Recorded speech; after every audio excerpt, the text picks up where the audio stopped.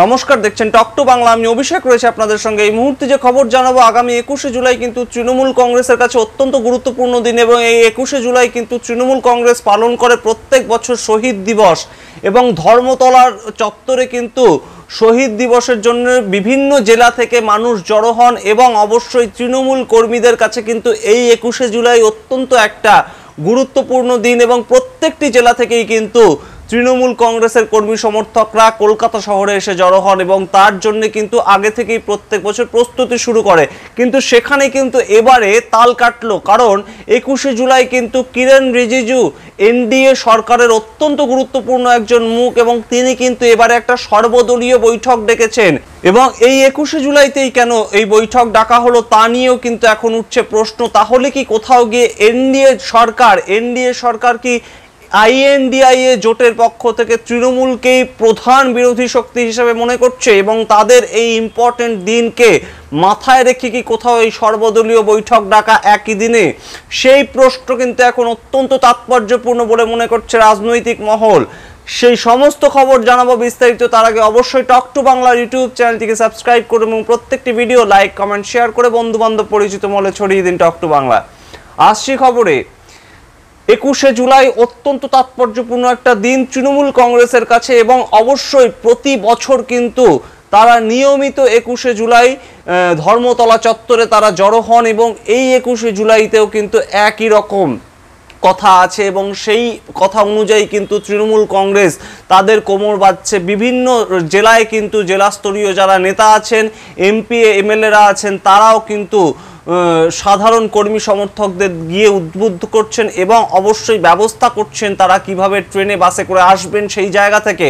কারণ এই 21শে জুলাই কিন্তু অত্যন্ত তাৎপর্যপূর্ণ, কারণ অষ্টাদশ লোকসভা নির্বাচন এবং অবশ্যই সারা পশ্চিমবঙ্গ জুড়ে ঘটে যাওয়া 4টি উপনির্বাচনে কিন্তু অত্যন্ত ভালো ফল করেছে তৃণমূল কংগ্রেস এবং সেখান থেকে কিন্তু এই 21শে জুলাই অত্যন্ত গুরুত্বপূর্ণ একটা দিন হতে চলেছে তাদের কাছে।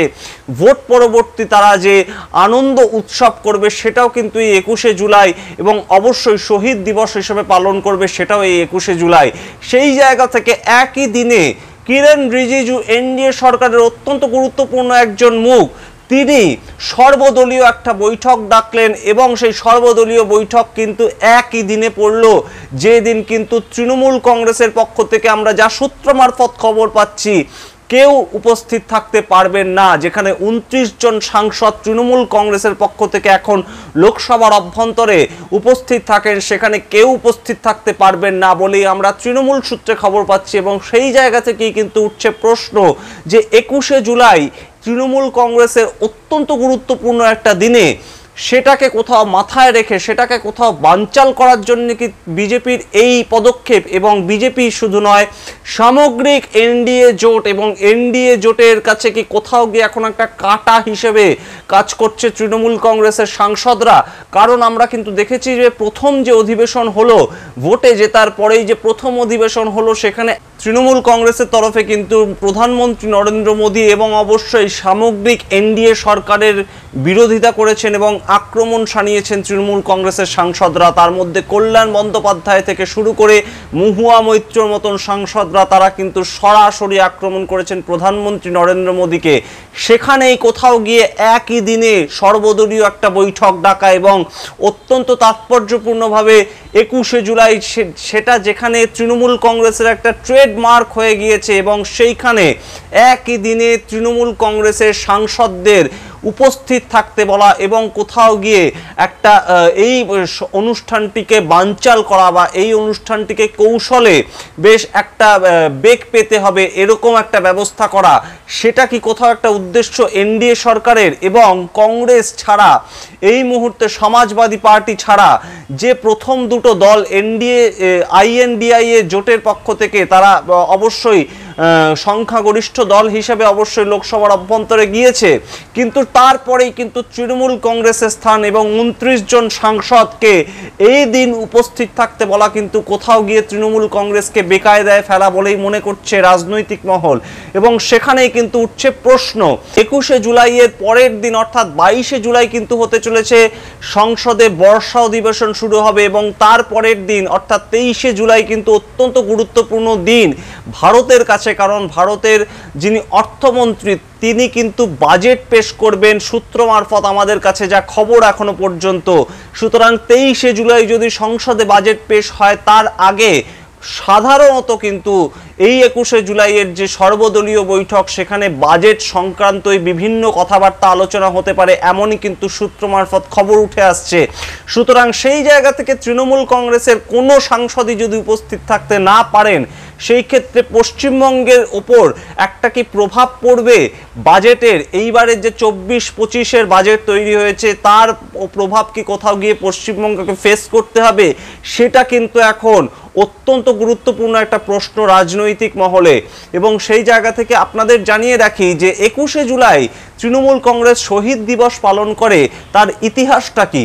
1993 সালে তৎকালীন যুব কংগ্রেস, যখন তৃণমূল কংগ্রেস তৈরি হয়নি, তৎকালীন যুব কংগ্রেসের যুব নেত্রী মমতা বন্দ্যোপাধ্যায়ের ডাকে কিন্তু ধর্মতলা চত্বরে তারা সমাবেশ একটি ডাকা হয়েছিল এবং সেই সমাবেশের মূল যে উদ্দেশ্য ছিল ভোটার কার্ডকেই ভোটদানের জন্য একমাত্র পরিচয়পত্র হিসেবে গ্রহণ করা হবে, এবং সেই দাবিতে তৎকালীন যুব কংগ্রেস এবং তারা কিন্তু জড়ো হয়েছিল এবং তাদের 13 জন কর্মীকে কিন্তু গুলিবিদ্ধ হতে হয়েছিল এবং মারা যেতে হয়েছিল পশ্চিমবঙ্গ পুলিশের দ্বারা। সুতরাং সেই 13 জনের স্মৃতিকে মনে রেখে সেই 13 জনকে শ্রদ্ধা জ্ঞাপন করার জন্য কিন্তু এই শহীদ দিবস পালন করে তৃণমূল কংগ্রেস প্রতি বছর একদম কলকাতার প্রাণকেন্দ্র ধর্মতলায়। এবং সেটি কিন্তু এখন তৃণমূলের কাছে অত্যন্ত গুরুত্বপূর্ণ একটা দিন হয়ে গিয়েছে। তৃণমূল সরকার যবে থেকে পশ্চিমবঙ্গে শাসনে রয়েছে, অর্থাৎ 2011 সাল থেকে, সেই সময় থেকে কিন্তু 21শে জুলাই আমরা কখনো দেখেছি কিন্তু দেব তার মতন ফিল্ম স্টার গিয়েছেন, এবং কখনো কিন্তু আমরা দেখেছি যে বিভিন্ন তারকা প্রার্থী এবং তারকাদের নিয়ে এই যে মঞ্চ তৈরি হয় তা কিন্তু অত্যন্ত আকর্ষণীয় তৃণমূল কংগ্রেস কর্মীদের কাছে। এবং সেখানেই কিন্তু এবারে বেশ কিছুটা তাল কেটেছে, কারণ কিন্তু এখন তৃণমূলের কপালে কিন্তু একটা ভাঁজ, যেখানে কিন্তু তৃণমূল কংগ্রেসের যে গুরুত্বপূর্ণ দিন সেই একই গুরুত্বপূর্ণ দিনে কিভাবে তারা কিন্তু যোগদান করবে সেইটাই কিন্তু এখন একটা লাখ টাকার প্রশ্ন তৃণমূল কংগ্রেসের অন্দরমহলে। সুতরাং বোঝাই যাচ্ছে যে সামগ্রিক বিষয়টা কিন্তু এই মুহূর্তে একটা বেশ খানিকটা বেকায়দায় পড়েছে তৃণমূল কংগ্রেস। এবং আমরা যা খবর পাচ্ছি এখনো পর্যন্ত তৃণমূল সূত্রে কিন্তু কেউ যোগদান করতে পারবেন না 21শে জুলাইয়ের যে সংসদের সর্বদলীয় বৈঠক আছে সেখানে, এমনই কিন্তু খবর উঠে আসছে। সুতরাং আমরা অবশ্যই নজর রাখবো যে আগামী 21শে জুলাই কি হতে চলেছে। তৃণমূল কংগ্রেসের তরফে শেষ পর্যন্ত কেউ যোগদান করেন কিনা সংসদের সর্বদলীয় বৈঠকে, এবং পশ্চিমবঙ্গে কলকাতায় তৃণমূলের যে 21শে জুলাইয়ের বৈঠক, যে 21শে জুলাইয়ের সমাবেশ, বিপুল জনসমাবেশ হওয়ার কথা এবং সেই জন্য তৃণমূল কর্মীরা ঝাঁপিয়ে কাজ করছেন এই মুহূর্তে, তা কতটা সফল হয় এবং কোন কোন স্টার প্রার্থীরা আবারও আসেন এবং এই 21শে জুলাইয়ের মঞ্চে নতুন কি চমক দেয় তৃণমূল, তা কিন্তু এখন পশ্চিমবঙ্গবাসীর কাছে অত্যন্ত আগ্রহের একটা বিষয়। আপনারা দেখতে থাকুন টক টু বাংলা। অবশ্যই ভুলবেন না টক টু বাংলা ইউটিউব চ্যানেলটিকে সাবস্ক্রাইব করতে, সমস্ত ধরনের নিউজ আপডেট পেতে। ধন্যবাদ।